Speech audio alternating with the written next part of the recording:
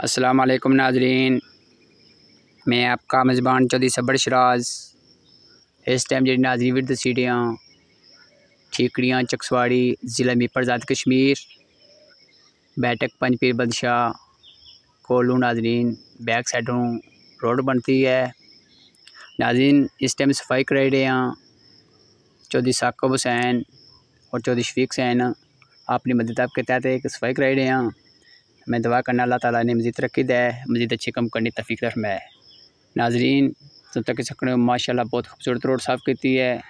अल्लाह ताला ने अजर फरमाए, आमीन सुम्मा आमीन।